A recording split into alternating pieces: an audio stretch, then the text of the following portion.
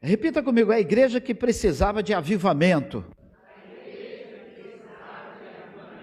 Falar isso soa arrogância, porque eu estou falando de uma igreja que precisa de avivamento, parece que eu sou o bom. Então, soa como arrogância, soa como soberba, soa como orgulho. Porém, ao desenvolver a palavra nesta manhã, a Igreja Batista de Laranjeira vai entender qual é o objetivo, que o nosso objetivo é aprender com os erros do passado e não mais cometê-los. Isso soa o hino, né? A música, né? Quero aprender com os meus erros e não mais cometê-los. Então, eu quero convidar você, nesse último culto que a igreja está prestando aqui ao domingo do ano de 2024, que nós venhamos aprender com uma igreja que errou no passado. É muito bom quando você aprende com os seus erros. Isso significa que você está se tornando uma pessoa madura. Você fazia algo, mas você agora pensa assim, não, isso eu cometi, eu tratava a minha esposa de uma maneira, eu preciso amadurecer, eu preciso mudar.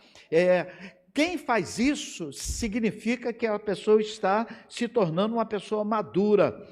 Quem trabalhava de uma maneira, mas está procurando ser o melhor profissional, isso significa um amadurecimento. E também na nossa vida espiritual também. Isso se aplica. Eu sempre digo aqui que a palavra do Senhor diz, conheçamos e prossigamos. Repita comigo. Conheçamos e prossigamos em conhecer ao Senhor. Então eu não posso conhecer o Senhor, levantei a mão, Jesus me salvou e fiquei aqui. Não, eu tenho que conhecer e prosseguir em conhecer o Senhor. Por isso que nessa manhã eu gostaria de falar sobre a igreja de Laodiceia, que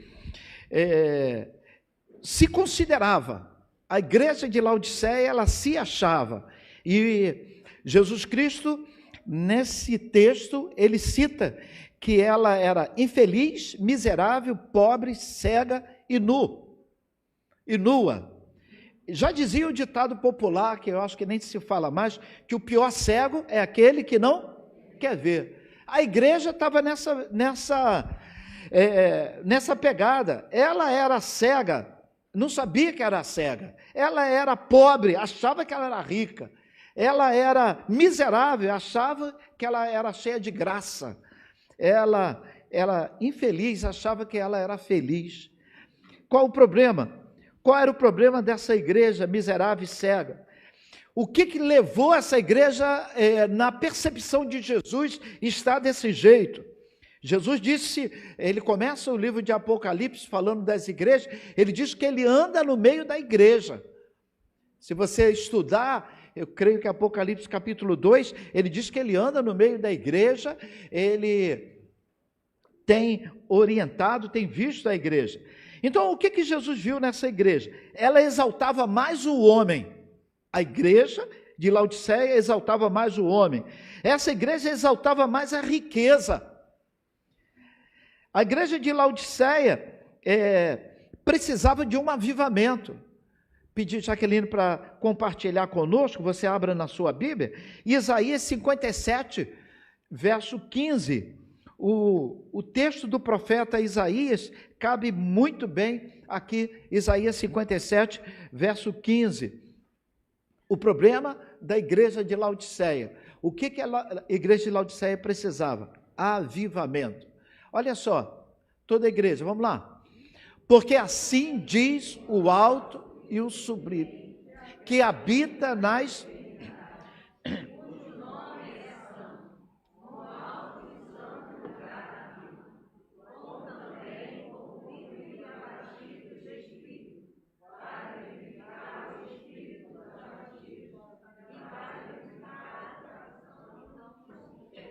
Então, só até aí. O Senhor, ele quer pegar aquele que está abatido, ele está querendo vivificar aquele que precisa ser vivificado.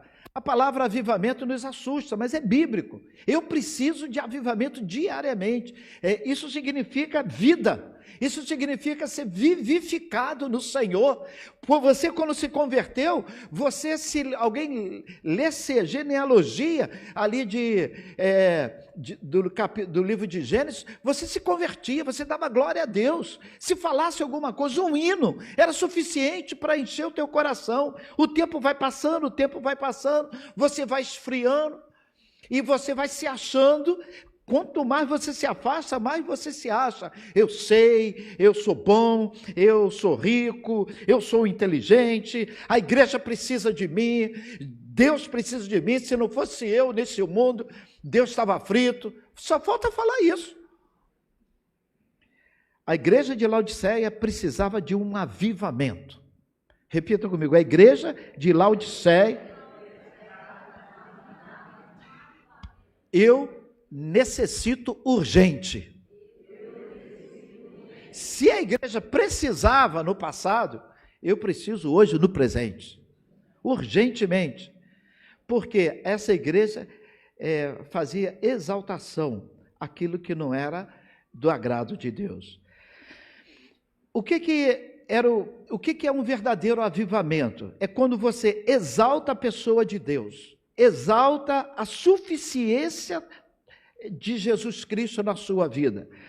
Você vive total dependência do Espírito Santo.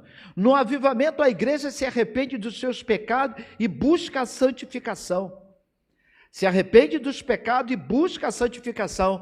Eu pequei, eu passei uma semana e não li minha Bíblia, e aquilo te incomoda no avivamento. A chama ainda está viva dentro de você, e cada vez que você começar a se afastar, vai chegar um ponto que você vai matar, mas a chama ainda está viva. Então, no avivamento, a pessoa, ela precisa muito desse fervor de santificação. No avivamento, você enaltece a oração, a leitura bíblica. No avivamento, você enaltece o amor fraternal. No avivamento, você aumenta a sua paixão missionária. Em resumo, menos do homem, mais de Deus. Repita. Menos do homem, mais de Deus. Menos do pecado e mais da santificação. Menos do pecado e mais da santificação.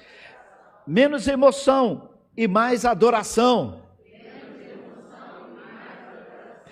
Menos prosperidade e mais sacrifício.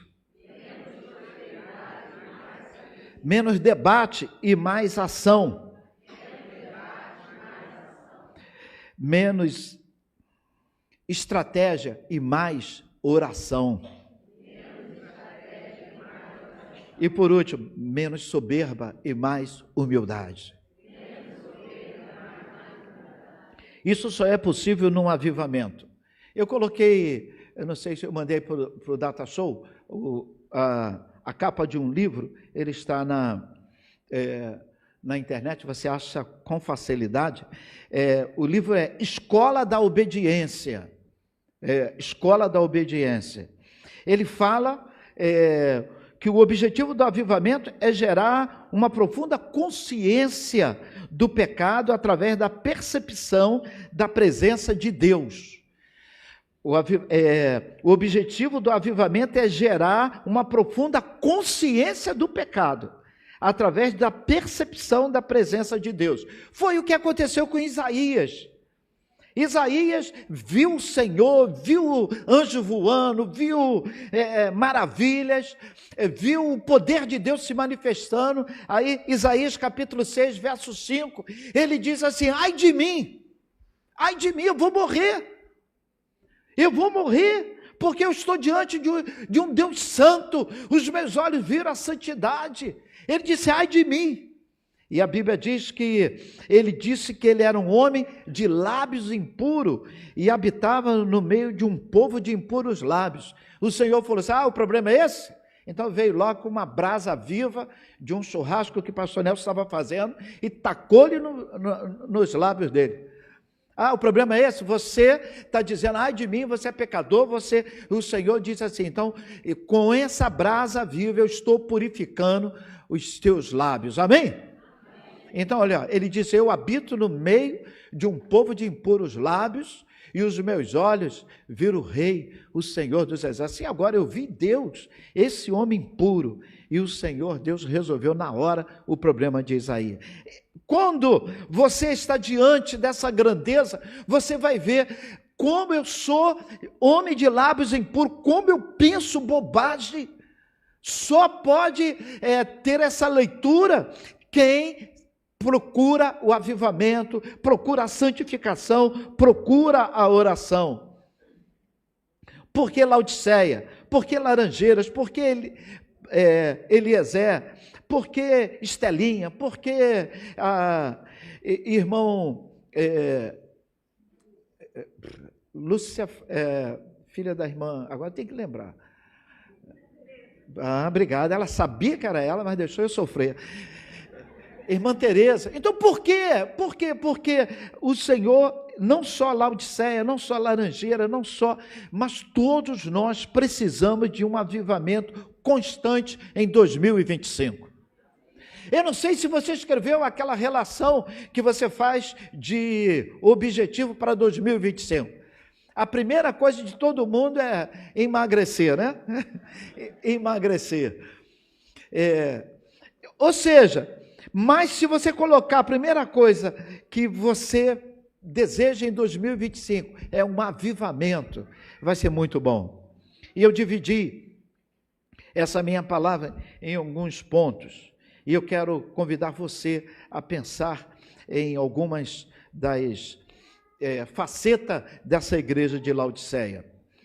Primeiro, ao passar dos dias, dos anos, nós perdemos uma concepção do pecado. Vai passando o tempo, passa janeiro, sai desse culto, você está dizendo, eu preciso realmente melhorar, mas sai desse culto, você vai se envolvendo, e você perde a percepção do seu pecado, da sua arrogância, e você perde essa percepção. Apocalipse capítulo 3, verso 17, nós lemos, a igreja, ela se achava, como eu disse, e o Senhor diz, ela dizia, estou rica, vamos lá? Vamos lá, Apocalipse 3, 17, toda a igreja, como diz,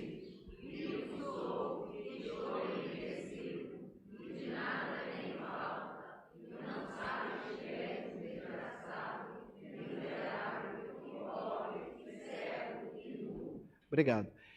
Rico sou, estou enriquecendo cada dia mais, não preciso de nada. Eu sou o crente batista. Eu sou a pessoa que está bem na fita. Ela só precisou dizer, Senhor, o Senhor tem que pagar uma taxa pelos meus serviços. Porque se não fosse eu, essa igreja que passou, uma igreja com 112 anos, uma igreja de 112 anos tem muita história, pastora Joyce de vez em quando fica, a gente lembra de umas histórias, ela, meu Deus, pastor, tem que escrever um livro, eu falei, deixa quieto, né? Ou seja, em um momento X dessa igreja, a igreja passou por algumas divisões, surgiram a igreja de Catete, a igreja do Flamengo, foram de divisões aqui que a igreja passou, mas em um momento mais recente, eu acredito que a irmã Lúcia Freitas estava, a igreja, saiu um grupo aqui dizendo assim, as colunas dessa igreja estão saindo, essa igreja vai fechar. Prepotência, né? Não era nem Apocalipse, gente, era agora, Lúcia Freitas, não sei se a Lúcia Freitas falou, não. Ou seja, gente, a pessoa dizendo assim, eu vou sair, quero ver Deus agir agora, era eu que segurava. Que prepotência, não vamos longe não, aqui, isso viveu dessa maneira. Então, a igreja de Laodiceia, ela tinha, então está vendo que não está muito longe não, essa síndrome de Laodiceia, ainda está na nossa carne, nós estamos vivendo isso. A igreja se achava rica, não precisa de nada. Aí o Senhor começa a dizer dos pecados que essa igreja tinha, e só faltou falar assim, não sabe de nada, inocente. A igreja de Éfeso deixou o primeiro amor. Nas igrejas lá o Senhor vai lembrando, deixou o primeiro amor. Lembra-se o que te levou ao esquecimento, lembra-te de onde caíste. A igreja de Esmirna, na seção de 7 igrejas, 2 igrejas não tiveram advertência. Uma foi Esmirna. A Esmirna, ela não houve advertência, ao contrário, ela foi elogiada por não ter se contaminado com a cultura ao seu redor. A igreja se manteve fiel, ela não se deixou envolver pelo modismo. O modismo que está tomando conta de muitas igrejas, o modismo que está envolvendo muitas igrejas. Eu fui pregar numa igreja bem longe daqui, pequena, mas a igreja passando por uma certa dificuldade, o templo alugado, mas uma coisa que a igreja providenciou logo. A igreja estava toda escura, comprou negócio de jogar fumaça, e já estava, o fundo pintou de preto, e tinha luzes caríssimas. Eu falei, mas não tem uma guitarra, não tem um instrumento para o ministério de louvor? Isso era secundário, o que tinha que ter são essas coisas. Então vai mudando, sempre digo, não estou contra se é fundo preto ou fundo é verde, o importante é adorar, mas isso não pode ser o carro-chefe, eu não preciso disso. Eu posso ser avivado, eu posso sentir a presença de Deus debaixo de uma árvore, adorando a Deus. Eu posso adorar a Deus no carro, no ônibus. Eu posso adorar a Deus. Eu conheço um homem que adorou a Deus dentro das entranhas de um grande peixe. Ele orou uma oração mais fedida que você possa ouvir. Peixe já fede, imagina as entranhas do bicho. E esse homem orou e Deus ouviu a oração desse homem. Então eu não preciso de nenhum artifício. O que o Senhor quer? Um coração quebrantado, um coração contrito. Amém? A igreja de Esmirna, ela viveu isso. A igreja de Pérgamo, o Senhor fala assim, tenho contra você que toleras aqueles que trazem ensinos de Balaão. Ensino de Balaão, irmãos, ele é citado em vários momentos. Números capítulo 22, de 4 a 35, Balaão foi um homem que tinha a unção, ele era profeta, mas usou isso para benefício próprio. E você vai ver a história de Balaão em Números 22 e também em Números 31. Só que é citado porque esse movimento de Balaão, lá no início, ele é citado em Apocalipse 2, verso 14, que nós lemos, 2 Pedro 2,15, Judas 1, verso 11. A doutrina de Balaão era um problema de desonestidade gospel. Parecia tudo bom, mas era desonesto. Usava seus talentos, os talentos dados com Deus, para fins ilícitos. E a Bíblia diz que Jesus falou, olha, eu tenho contra você, que você tolera essas pessoas que ensinam o ensino de Balaão. Vamos ver, Apocalipse 2, verso 14. Olha o que Jesus diz, qual era o ensino de Balaão, que Jesus estava condenando que a igreja ela tolerava isso. Só em tolerar, a chapa esquentou para o lado da igreja. Vamos lá. Mas, toda a igreja, bem bonito, mas...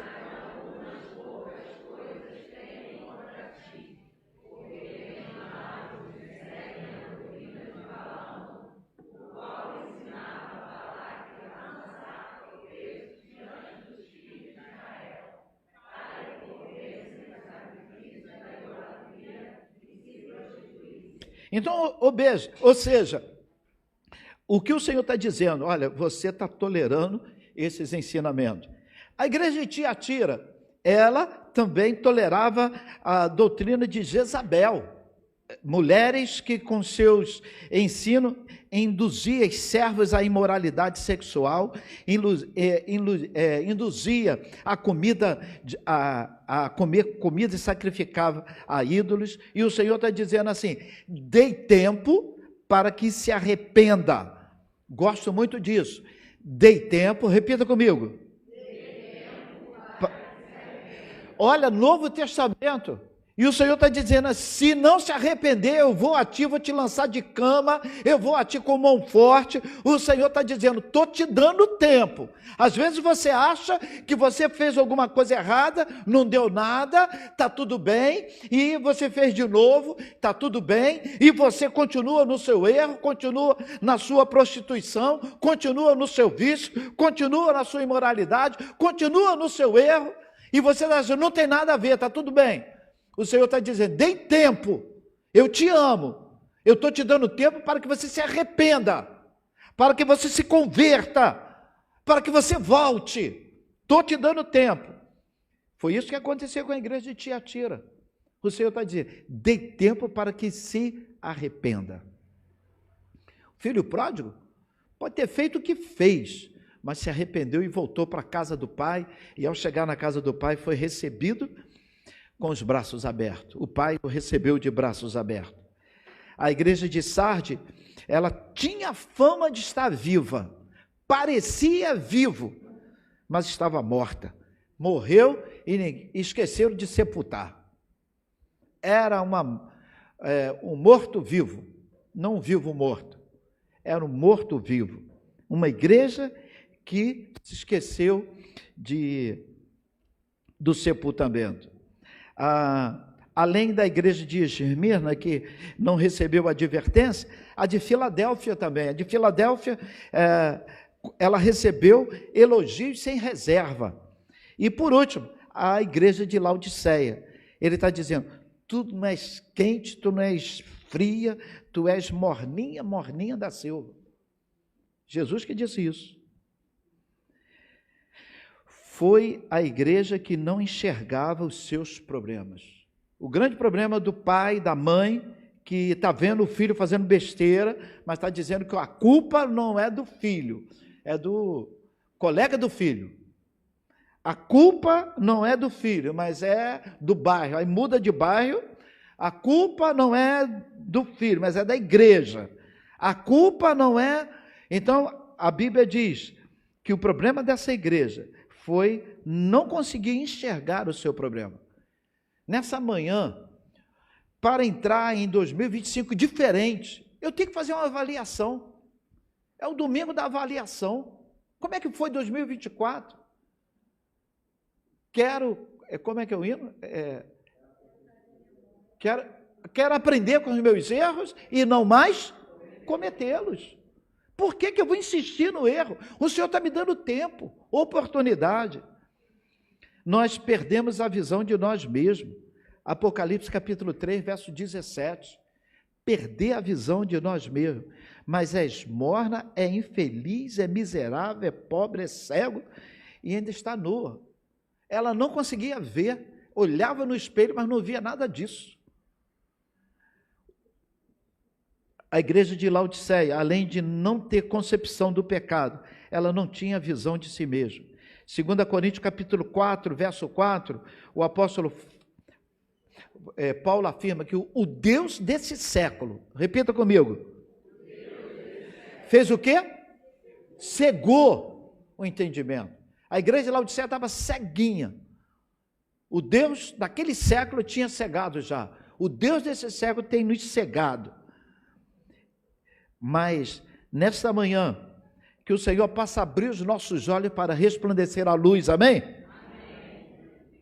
Eu gosto de uma corrente teológica que afirma que as igrejas da Ásia, ela não significa igreja propriamente dita, mas sim tempos, períodos, uma corrente teológica.